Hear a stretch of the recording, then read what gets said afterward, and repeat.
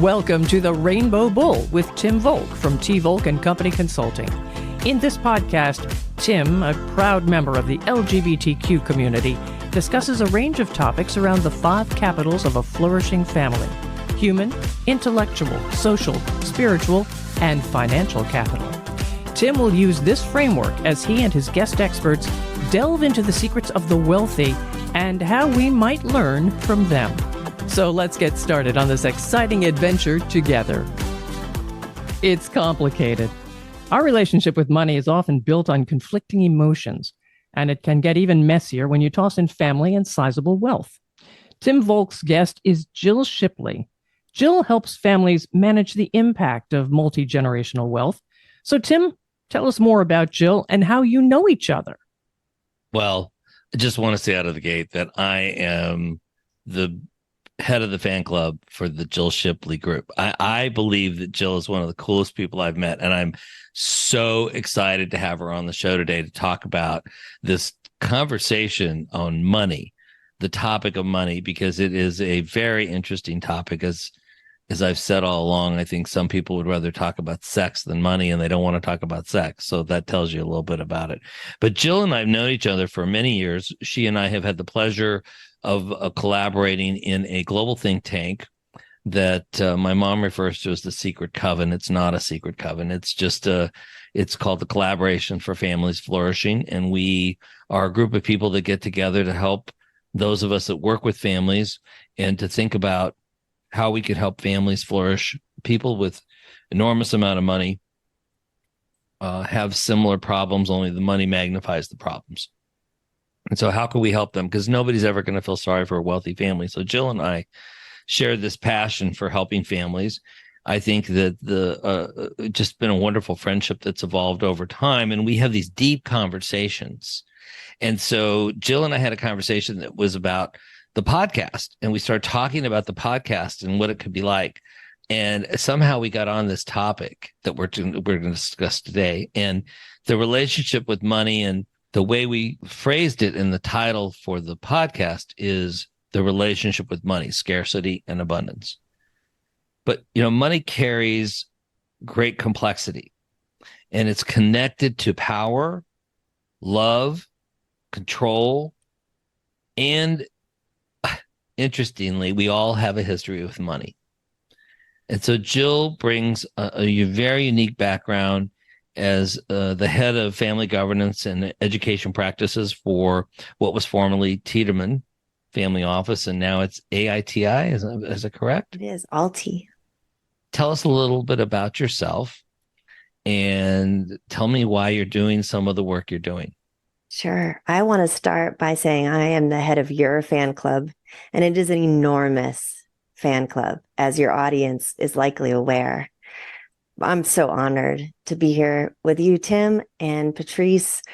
I am really passionate about this topic. I've spent my whole career, over 20 years, really trying to help, first, frankly, myself, understand how can families stay cohesive and harmonious while also coming together around money.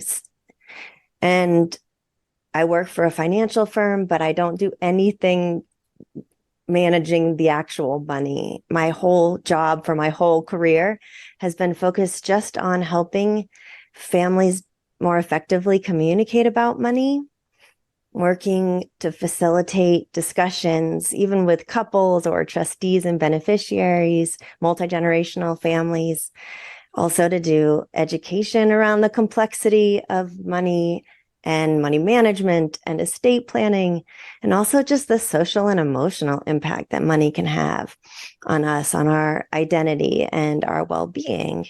I also do work around governance, which is just shared decision-making for family enterprises and family foundations, and lead the firm's effort around purposeful philanthropy.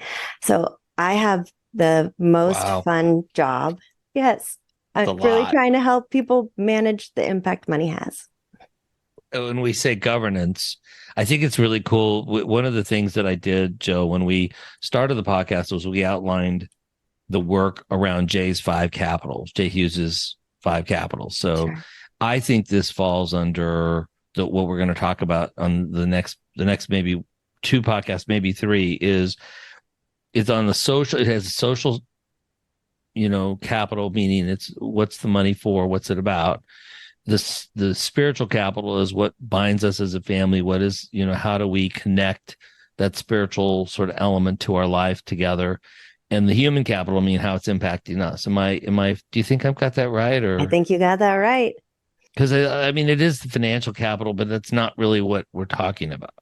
Yeah, money's a magnifier and it's also a tool. And so, yes, I love that framework that you just shared, and that how Jay describes that it's really the financial capital that is a tool that we should be using to help us accomplish the other capitals in our life. So I totally agree with you. Spiritual, social, intellectual. Yes, definitely grounding our conversation today. You said something the other day during our conversation that I loved, because you said the rich, nobody's ever going to feel sorry for rich families. That we've already talked about that. But our goal was, both you and I kind of agree that if we can help wealthy families be productive and help them use the money to do great things, then the world will be a better place, because they can impact the world faster and better than a government. They are able to do things even more effectively when others can't. But your quote the other day was, the rich are both idled and hated. Yeah. Gosh, we dream of being rich, and yet we are so jealous and have this anger about the inequality that comes out sometimes as toxic envy. It's quite a conundrum. And I think what's really cool and exciting to me is that we have an opportunity to change the stereotype, to change the bias and the perception, which I think can change the world. I think a lot of the way we view the wealthy is just wrong. And if we can get more clear on how much of a positive impact we can all have with our money, but exponentially more for those that have more, I think we'll all be better off. I think one of the interesting things when you look at history, you and I've talked about this, that the great families have had great impact on our lives. I mean, they've libraries, great buildings, schools, programs, healthcare. I know some families that are very involved with Rotary International, and they are working to provide fresh water, and they do it through sometimes as simple as having the merry-go-rounds on playgrounds they install help to pump water, so the kids are always playing on it, and then they get to pump fresh water, and the village gets to have a different source of water. So there are great things that we do. I think if we could dive into a little bit about money and the relationship we have with money, how would we start to look at that? Yeah. So we all have a money history.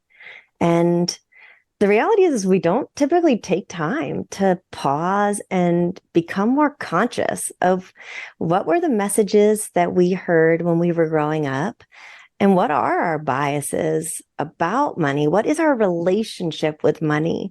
And so that's where I like to start, is helping people pause and think about, what did you hear? What did you learn?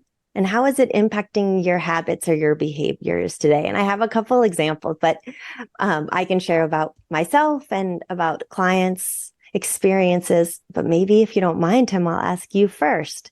Are there any messages that you recall as kind of poignant or strong things you heard growing up about money? Well, my grandmother, I think it's always interesting when you grow up in a family enterprise, because and knowing what I know today, the family enterprises were some sort of real estate related activity other than the insurance or property management. Property management, again, was real estate related. So we had good years and there were years that weren't so good. Mm-hmm. And so, but as a kid, you don't understand that. Like sometimes we would do these really great things, and other times it would be like, no, we can't go do that. And so Granny used to say, my grandmother, my dad's mom, always used to say things to be like, it doesn't matter how much money they have, because everybody has to put their pants on one leg at a time. I don't care who you are. That's how you got to still put your pants on. It And humanizes people, I was right? like, that's interesting. As a kid, you're like, yeah. Or she'd say things like, money only is what money does. Hmm. That's a great one. And That I could was be the like, title of our podcast. It's what so about true. you? Like, do you have, I mean, what do you think about anything Yeah. you remember? Oh my gosh. So I have kind of a silly story that I'll tell about me, and then I'll tell some more relevant ones that are examples of clients that have some polar money histories, especially couples. And one thing that is fascinating is to have a conversation with siblings, asking them that same question I asked you, and they have such Totally different different. memories. Yeah, it's wild. So this is just a silly example for me is I remember as a kid when we would travel, my mother and father would never take the key to the minibar when we stayed at a hotel. And I remember my father always saying that we couldn't afford it and it was just ridiculously expensive. And so in my adult life, I was started traveling every week. And I found myself the first thing I would do when I got into my hotel room would be open up the minibar and open something.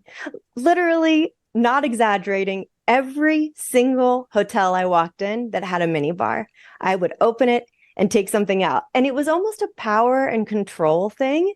And I was very unconscious of it until the day that my 8-year-old son, so I don't know if Jason and my husband and I were taking a nap or something, but I opened the mini bar and half of it, obviously not the alcohol, is gone. And there's candy wrappers and, bottles of soda and water and chips all open. And I just lose my mind and say, Mason, do you have any idea how ridiculously expensive the things in this mini bar? And it was the first time.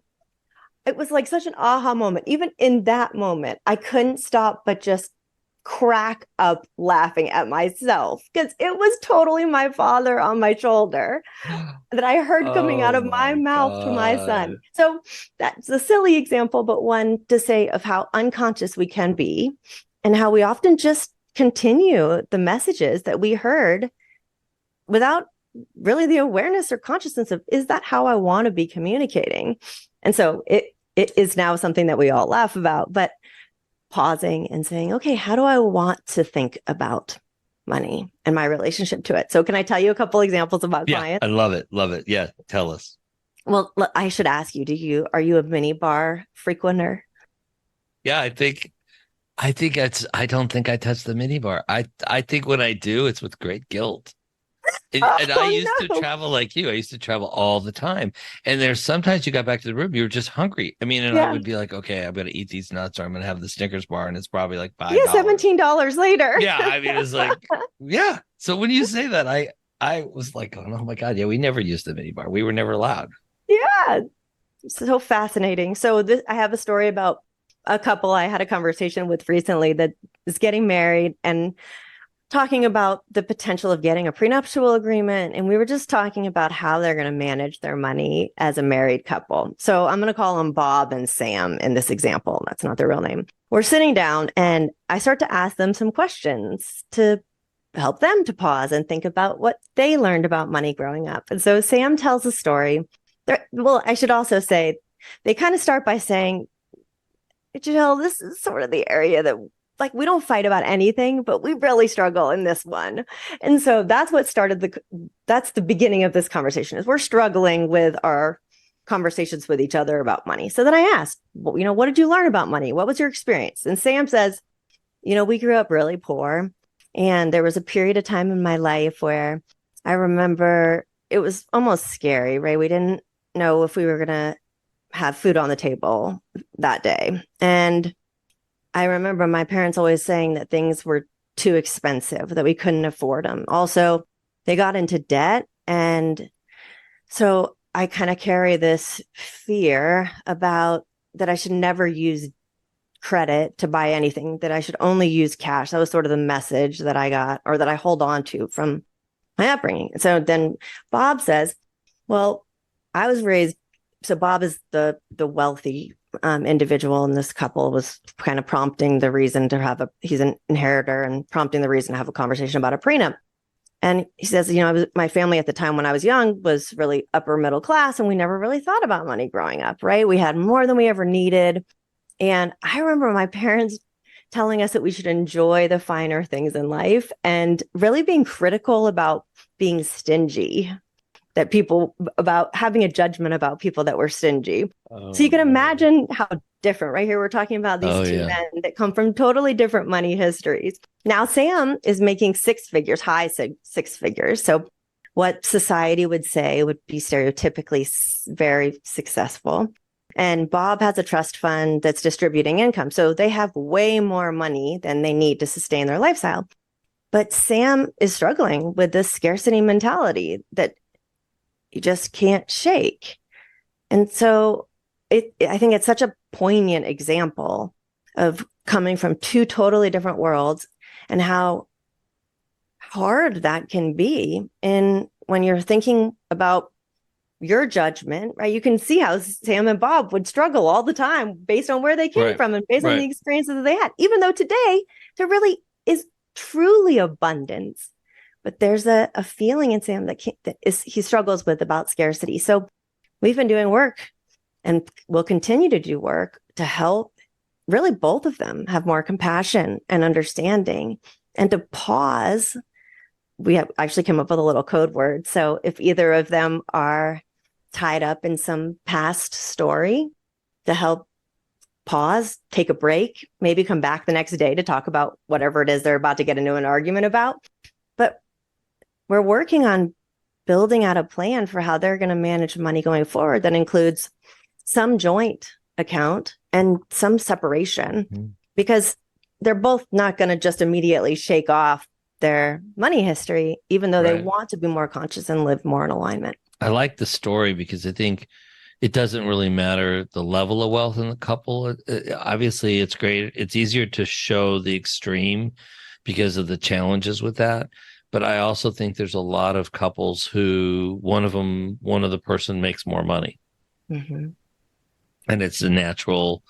I think that we've even been in that situation where one of us made more money for a while, and then the other person, corporate America is always so fun because you never know whether you're going to have a job. So you could lose your job tomorrow, and then all of a sudden the other income's like, oh, that's pretty good. Let's keep that, And so I always find it interesting, the dynamic with money in couples.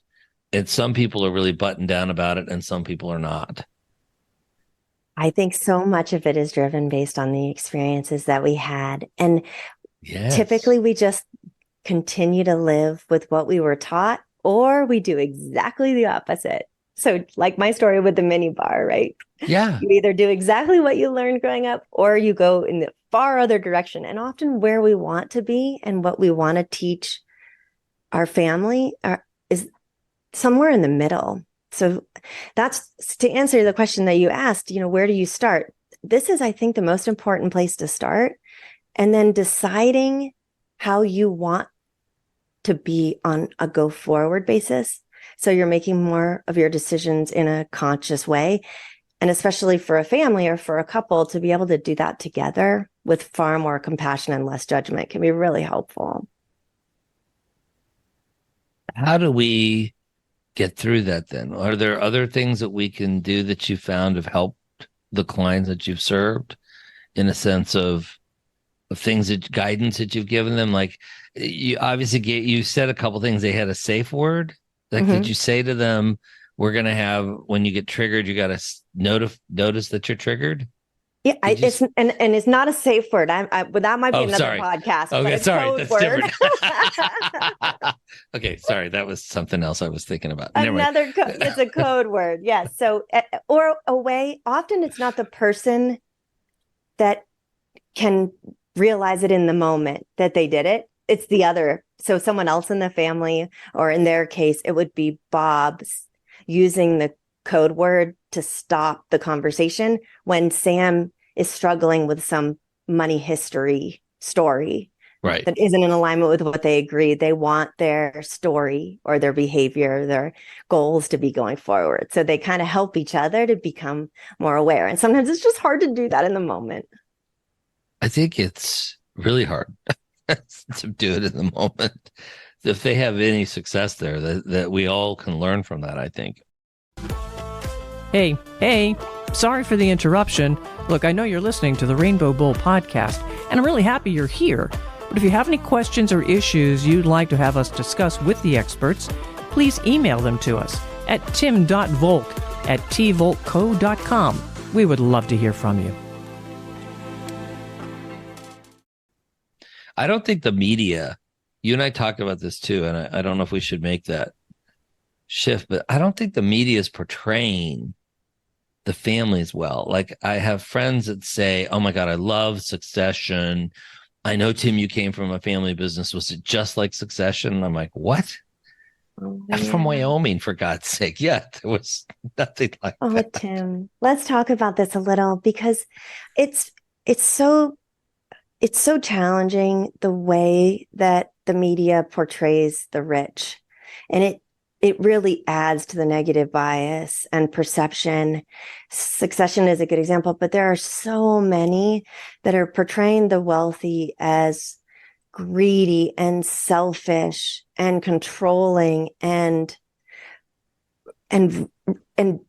sort of behaving in a only conflicted way. I mean, even in the show Succession, the family relationships almost don't matter to the family. And that is quite the opposite from what my work with family enterprises. So I think that the stigma is even more challenging because with the internet, because we used to just compare our financial situation to that of our neighbors. So this whole idea of keeping up with the Joneses, it was contained. But now with social media, I mean, most people don't put the challenges of their life on social media. So you're seeing all the time are the pieces of folks' lifestyle that feel like rich and famous. So now we're exposed. Our neighborhood is everywhere, and you're seeing glimpses of things you dream of in your face 24/7. And so I love the quote that comparison is the thief of joy.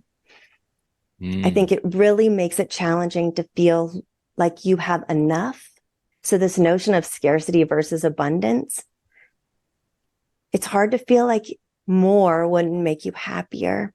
And it feels unfair or an injustice that you don't, especially for minority groups where there have been, like the LGBTQ plus community, like women, like Black people, right?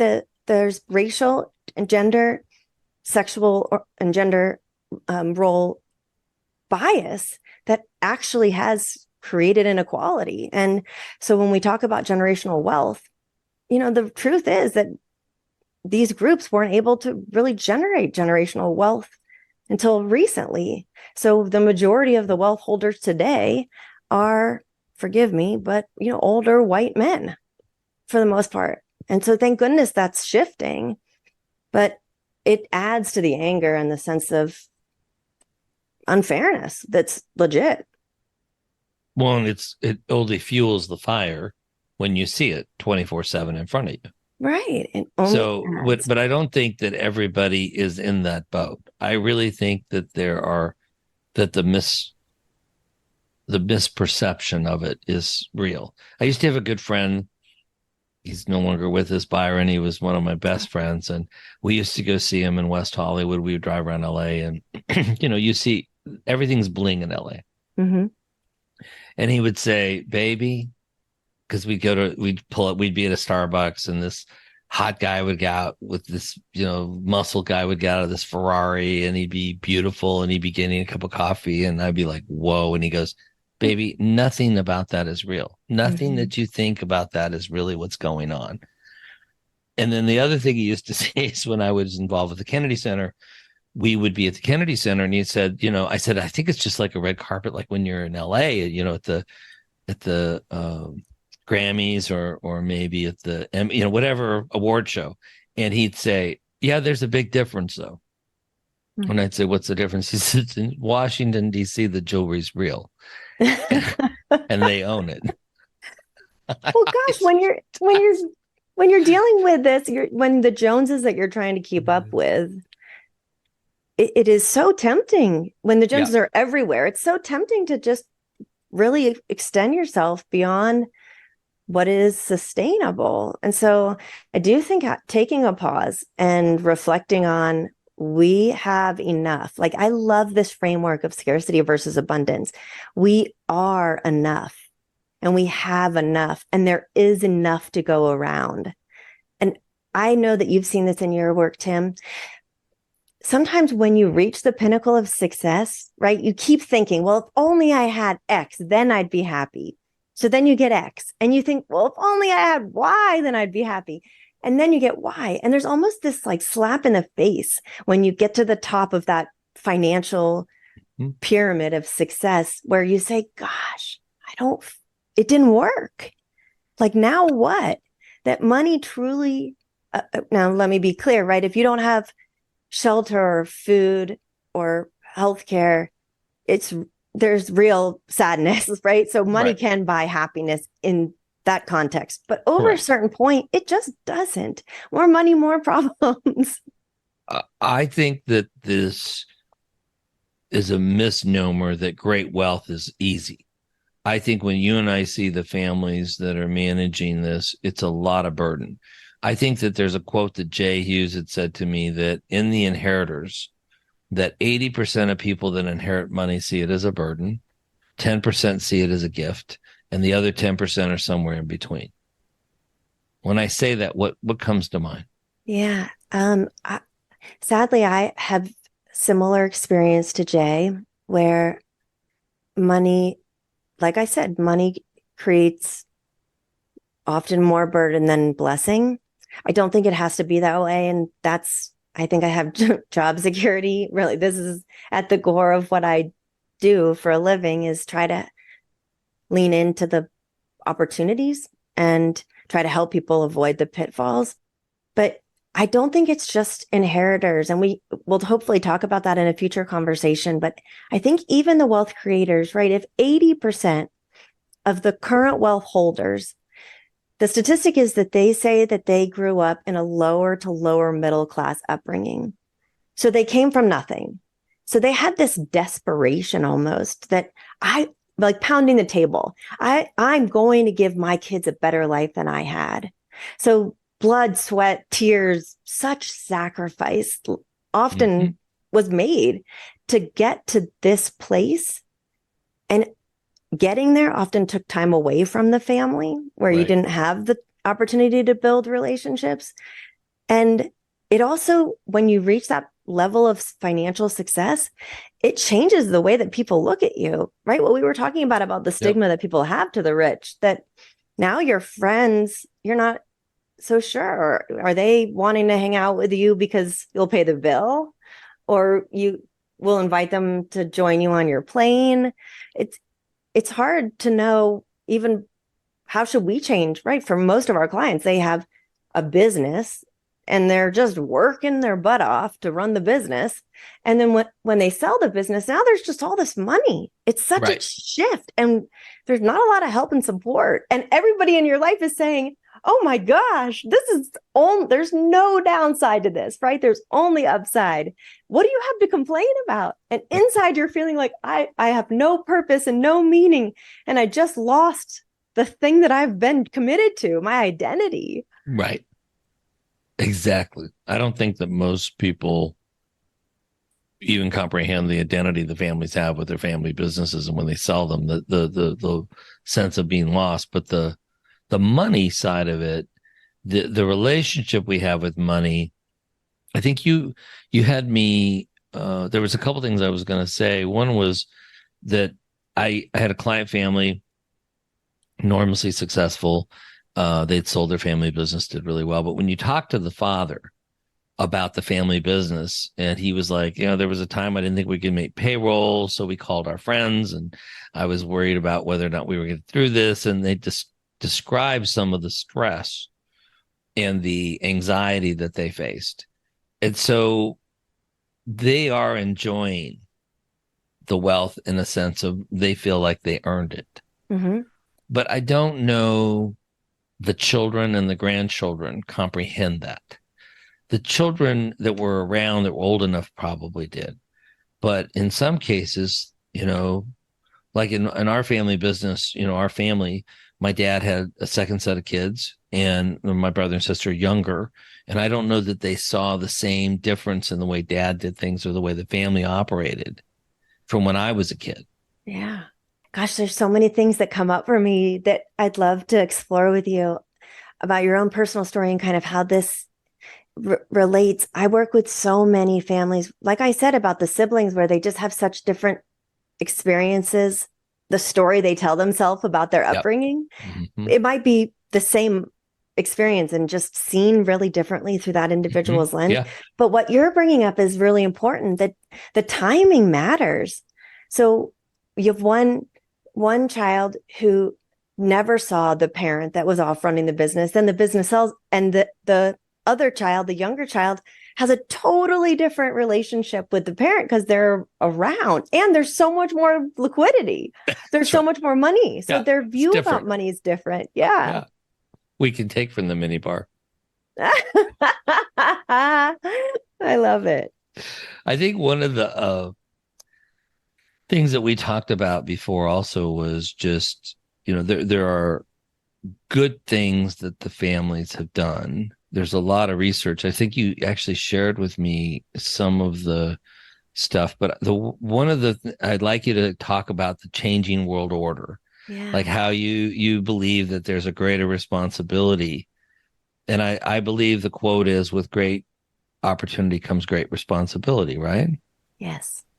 So like I was talking about the research related to the negativity and the toxic envy that people feel, the risk when there is great financial inequality in a society is political and social unrest. So as the inequality grows, which has grown exponentially during and after COVID, it puts our society at risk. But the most wonderful positive thing is that the rising generation, the millennials and Gen Z, have such a different view. They really define wealth and their relationship to it very differently than their parents. So we can talk about this later, but it gets to their feeling of the guilt and shame that they feel about being an inheritor, but it also inspires them to do something. So I think the statistic is Fidelity Charitable did a study and found that 75% of millennials consider themselves philanthropists. Like, how cool is that? That is cool. The next generation are demanding more of us. They're demanding more of their wealth managers, of their advisors, of their parents and grandparents. They're engaging in their community, and they're using their resources and their time, so their time and their money, to make positive change, to have a positive impact. And they're driven to do that, whether they're rich or poor. So I feel so optimistic about this changing world order that we are going to be okay. Oh, I love that.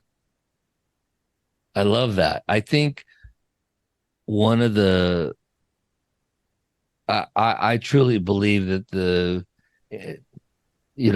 world we're in at the moment, it would be easy to be discouraged. And so I think some of the things that I've learned, and you and I can share some thoughts on this, I hope, on with families, is just some of the things I've noticed where families have been successful and how they've been able to pass on and raise healthy kids. Because I think every family wants a healthy child. I think everybody wants your kid to be normal or children to be normal. If you're like John and I, we don't have kids. We have a lot of nieces and nephews. Yeah, and you want them to be happy, right, Tim? We just want them to be happy, and I want them to be productive. I want them to be productive citizens. And so I think that the social media, which is a whole nother conversation, but I think that the use of the phone and the algorithms and the AI, it's a negative influence on most of us. So what are the things that we can do that we're seeing in the past that worked? And so one of the thoughts I had was how we could sort of riff a few minutes on, ideas that we have that people can do cool things. So one of the things I notice is that my friends that are Jewish, that the rituals in Judaism, the two things that I love, and I think I told you, I love Yom Kippur, because the Day of Atonement, if the world stopped and did atonement, wouldn't that be an interesting exercise? And the second thing that I've noticed is the bar mitzvah or bat mitzvah, the actual rite of passage of a young person to tell us what they're going to be as an adult. And Catholicism has a similar exercise. So I know I'm not necessarily a religious person. I'm not trying to promote religion, but I'm just saying that in that ritual nature of the family, there seems to be a way for them to acknowledge certain events that help all of us grow up. Do you think that's had a good, or do you think that helps with the relationship with money, or? Oh or my not? gosh, Tim. It helps not just in our relationship with money, but in our relationship with each other. I love traditions and rituals, and I don't care where they come from, and encourage everyone listening. If there's nothing that you are excited about or proud of from your upbringing, create a new ritual. If some of the most successful or interesting that I've seen are gratitude practice. So on a daily basis or on Sundays or just at Thanksgiving, taking a moment and sharing with each other one thing that you're grateful for. I also think it can be big or small. So I'm thankful for air conditioning today. But really reflecting on what matters, right? It goes back to that idea of thinking about life in more of an abundant way, in having a growth mindset, and taking a minute and instead of thinking about what you don't have, thinking about what you do have and celebrating it. So that's one example of a ritual that I think is really powerful. I agree 100%. My other half does his daily gratitude journal. He writes these 3 gratitudes every day. So when I find myself to be a little down or feeling anxious or envious or whatever, I like to do the gratitude journal. I think gratitude journal is probably one of the most powerful things I've ever done. And then in my meditation, to bring it to life, I say, I ask that through love, I release all the fears that I have and anxiety, and that I ask the universe to fulfill and provide and my needs be met, and that my dreams be nurtured. Oh, that's I can't beautiful. believe I'm sharing that, but thank you. That is so beautiful. And how does that impact you, like on a daily basis, for you to speak that to the universe, like the exponential benefit you must be receiving? I don't know. Tell me more. I think it calms me. It anchors me. And I think it just brings a lighter sense to whatever's going on. How beautiful. I mean, again, pausing, reflecting on what really matters and living there, celebrating. You said the word love, and we talk about that wealth is well-being. I think that's Jay Hughes' new book, is wealth being defined as well-being.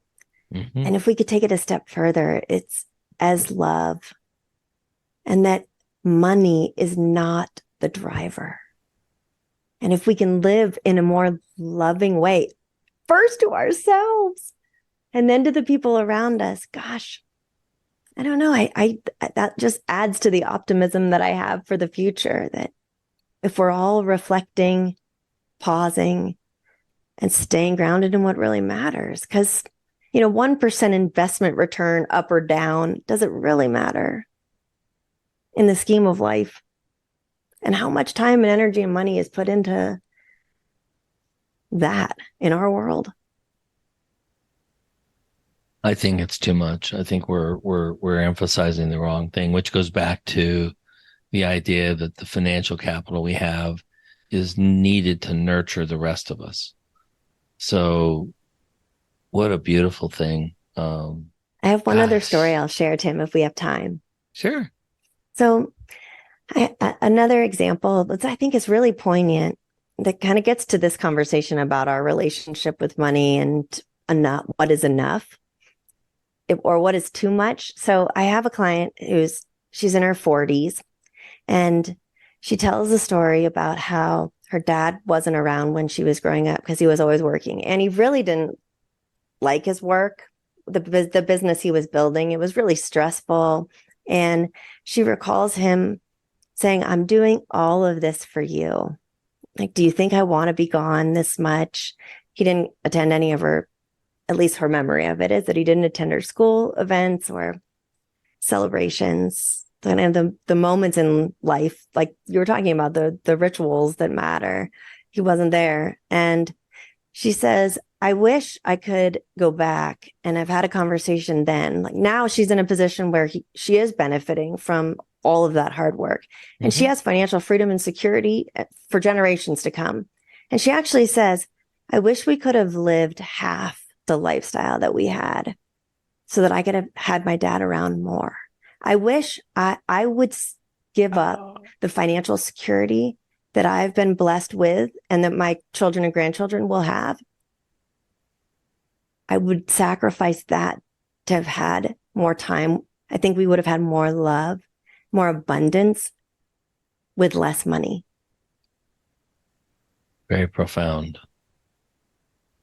I think the key there is to take and play it forward so that everyone going forward in the family knows that for that client. I think it's helpful because if it's a way to ground it, and it's a way to pay forward to the family members that did sacrifice the work. And if we don't do that, if we don't pay forward and honor it, then we're not going to have the outcome we want. And you and I are all about trying to change the outcome. It just feels so much better, right? The gift of giving. It sounds so cliche, but it just feels good. It feels good to take the blessings that we've been given. And even if it doesn't just have to be money, right? We all have the capacity to give back. You don't have to be rich to do it, to make a difference, to make a positive impact. And there is enough. And you feel good doing it. And you do feel good doing it. It's a gift. So I think we're going to talk about the rising generation and how they come out of the shadows from this, because this is the side effect of this with the kids and the grandchildren is really impactful. But I wanted to say thank you. You are you're just such a shining light for all of us in the work. So thank you, Tim. I feel the same. It's such a blessing to be your friend. Patrice, any thoughts? Well, I hate to be crass, but can we get some contact info? Because I know listeners really will want to follow up with this. It's such a wonderful, talk to us. A wonderful you can't call us, you feeling. And then it's like, all right, how can they reach you? My email is Shipley, SHIPLEY now this is hard, Tiedemann, TIEMANN, advisors.com. Beautiful. And of course, you could reach me at tim.volk@tvolco.com or 312-636-5855. And I'm happy to connect you to Jill. There we go. I think it's a great resource for anybody that's trying to work on this as a family.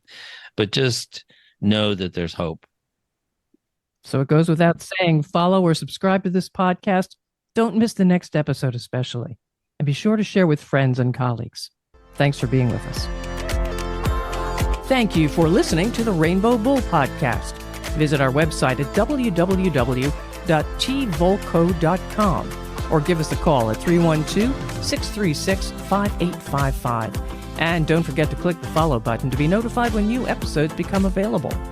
The information covered and posted represents the views and opinions of the guest and does not necessarily represent the views or opinions of T. Volk and Company Consulting. The content has been made available for informational and educational purposes only. The content is not intended to be a substitute for professional investing advice.